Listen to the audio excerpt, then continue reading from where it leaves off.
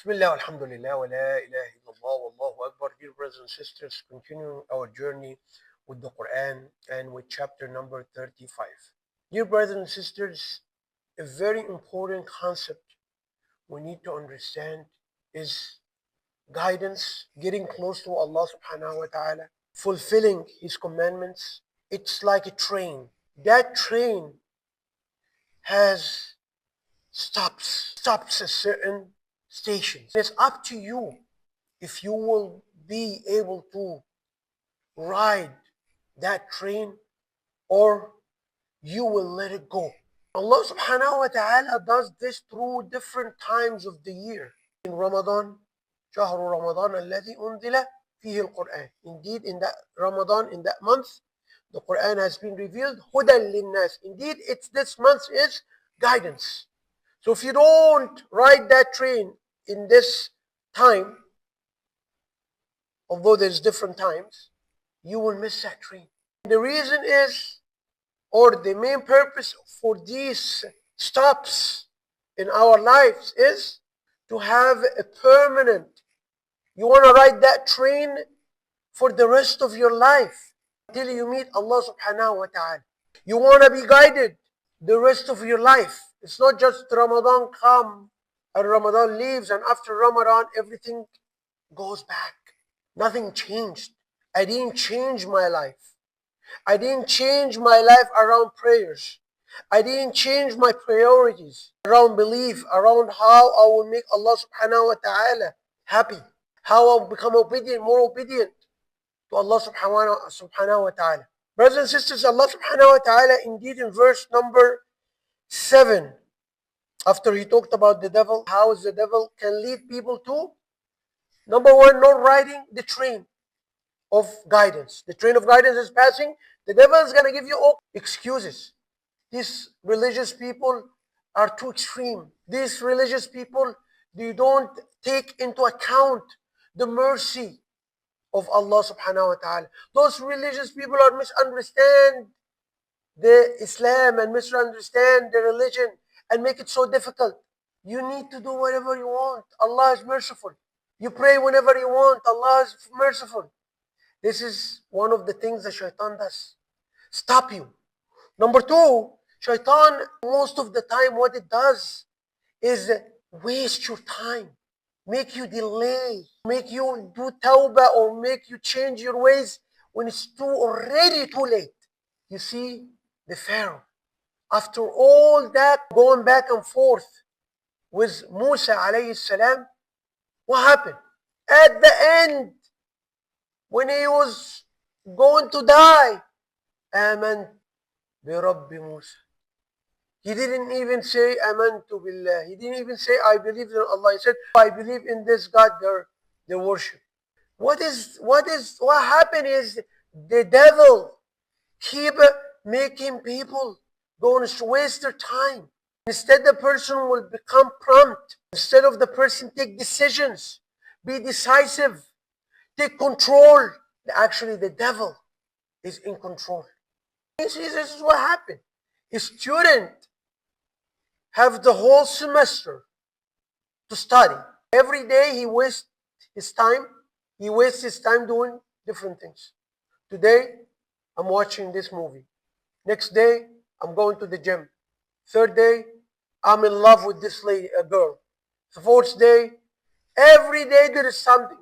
No studying, no focusing on what's really important. The main purpose for going to the college. And at the end of the day, you try to cram the day before the exam. You can't. Because things need understanding, things need practice, things need time. That is how our brain is made. You can't absorb everything, especially if the materials is a little hard or a little deep. The student next day goes to the exam and this is exactly the same thing. We need to try to take every minute, everything, every person you hear somebody dead or dying, or he died in an accident, or somebody who kept all of his life unjustly earning money. At the end of the day, you see his end. All of these are what? Messages sent to us to wake us up. As if you are in the airport waiting for the plane. Sometimes you're tired and you feel a little bit drowsy and you want to sleep. You hear an announcement. Last call for the flight 777 going to Cairo or going wherever it's going. Allah is going to keep remind those people.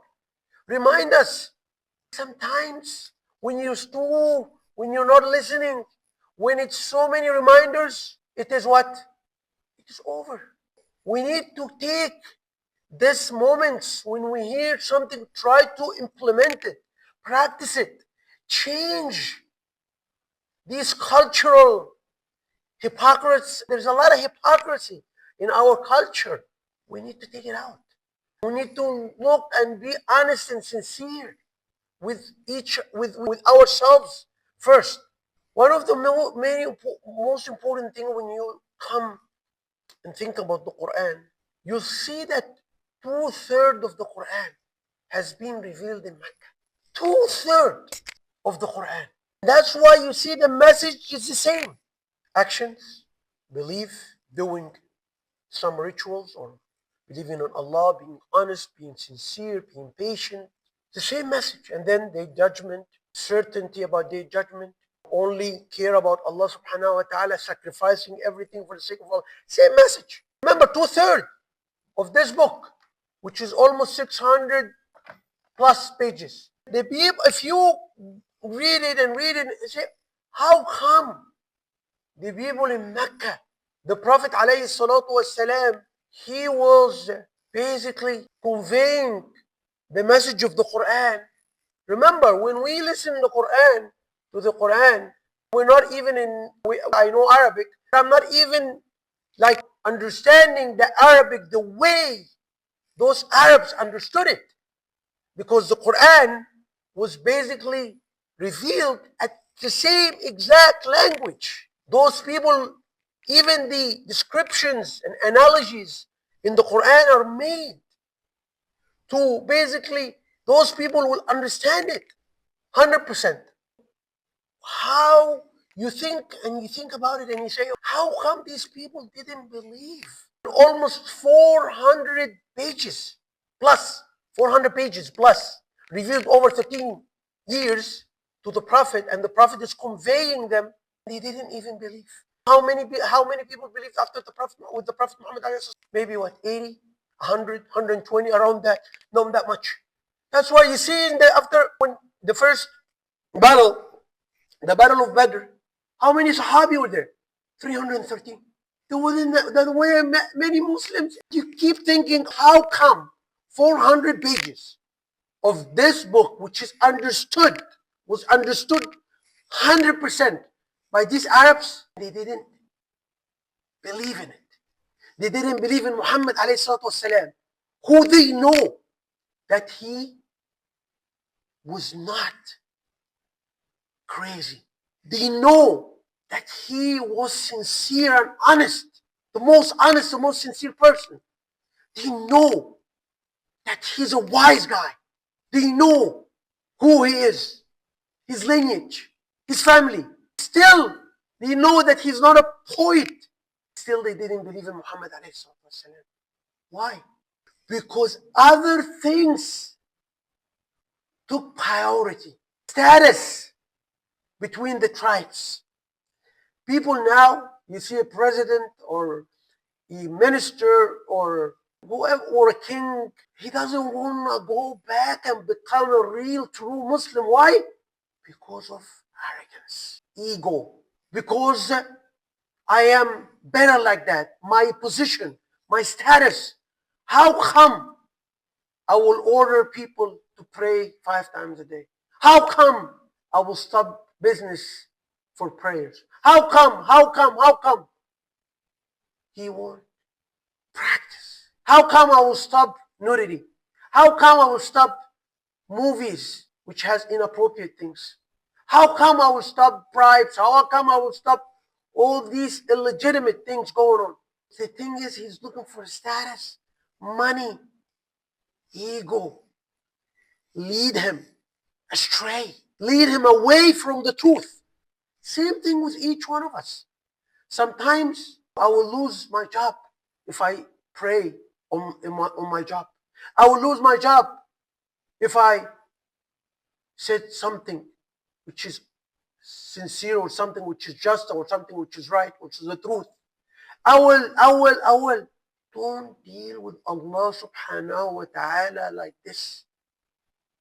Allah wants us, يا أيها الذين آمنوا ادخلوا في السلم كافة. Go fully. Make sacrifices. When you make sacrifices for Allah subhanahu wa ta'ala, Allah will reward you million times better than what you have give up. Again. So the thing is, 400 pages plus of the Quran revealed, few have become Muslims, although they understand it. Why? Ego, status, money, tribalism, name it. Status, same thing which is going on in the Arab countries or Muslim countries. Class systems. Islam came to abolish that. Everybody is the same.